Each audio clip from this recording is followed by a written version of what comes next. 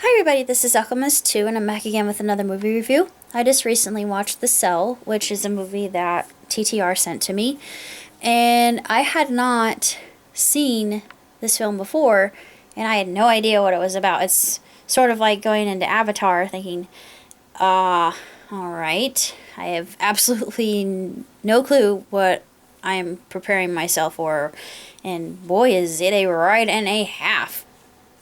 But it's probably one of the best movies that I have seen that delves into the psyche of a schizophrenic. And I'm thinking that Waylon's schizophrenia is an actual disease. And that's pretty disturbing in and of itself. But we have this man named Carl who is just completely bonkers. And he likes to submerge women in these torture devices that he has designed.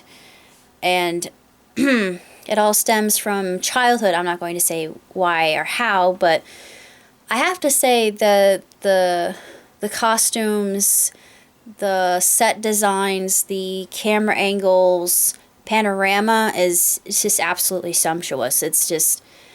It literally takes your breath away. It's something so ethereal and otherworldly. And that was the director's cinematic debut, which I wasn't aware of. But we have a very young Vince Vaughn and a very young Jennifer Lopez, and she plays a character named Catherine. And at the very beginning, my brain is always processing faster than my tongue can actually keep up with it, but she is treating a young child named Edward, and Edward apparently has fears of the boogeyman, and they call him something else. Forget what they call him in this film, but he has some disturbances in his mind, and she's able to delve into his mind due to the actual machine that this neuroscience agency has implemented, and they wear these skin suits. They're hooked up to these little I guess you could call them sensor, sort of like if you have a EEG. I forget what those are called, if they're nanites or I can't recall. It's something that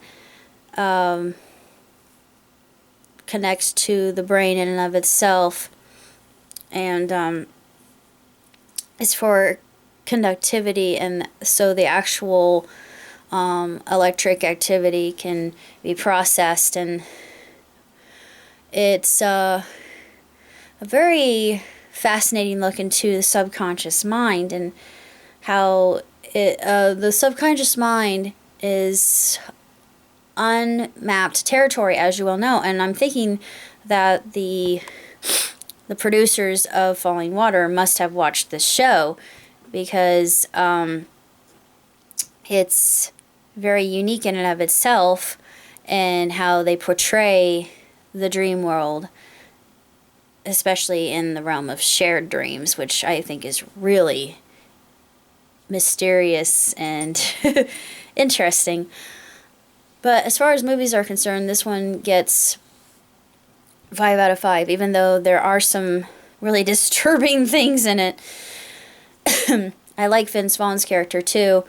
He joins the investigation with these women that have gone missing and ended up dead, and they all end looking like dolls, very porcelain, very pristine and innocent and chaste looking creatures when Carl is finished with them. And he doesn't know where the cell is located, where his last victim is actually held. And then he decides, through Catherine's help, he's going to delve into Carl's mind. Oh boy, yeah, things get really twisted really fast, and it's there's one scene in particular that, I mean, there are a lot of things that just make you cringe throughout, but there's one particular moment with Carl involved and Peter, and it's something that you're just squirming the entire time. You think, yeah. Yeah, I had to actually look away because I know it was all fantasy. I know it was in Carl's really warped mind, but still, something like that, that so it's so animalistic and inhumane and base, and you think, and all because of something that stemmed from his past.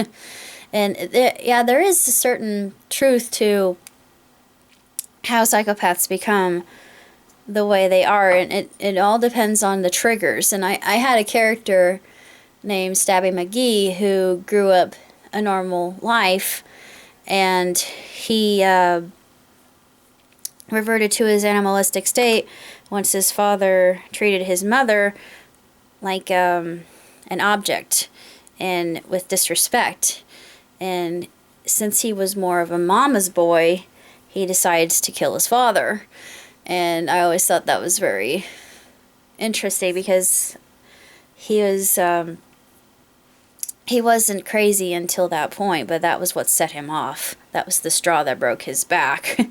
And from then on, there was no turning back. It was a tipping point. But you could see that happen in Carl's life as well. So there is truth to that, even though I don't really know that for certain. I'm sure that there are triggers for every psychopath. But this movie is just, it's absolutely incredible. I'm not sure how well it did in the box office, but it was made in 2000, and I'm glad I'm being introduced to movies I never even would have considered before, because this one is more of a mind, it literally is a mind bender, and it's one that'll make you think, and one that will actually make you feel sympathy toward the killer and how he was treated, and it's interesting. But then again, there are other moments that you don't feel for him at all just because of how cruel he is. But it's just a very different kind of expose into that, and that's what makes it so fascinating, I feel. But that's what I think about this particular film, and I'm looking forward to seeing more in the future. So until next time, live long and prosper. Ciao, Tootsie.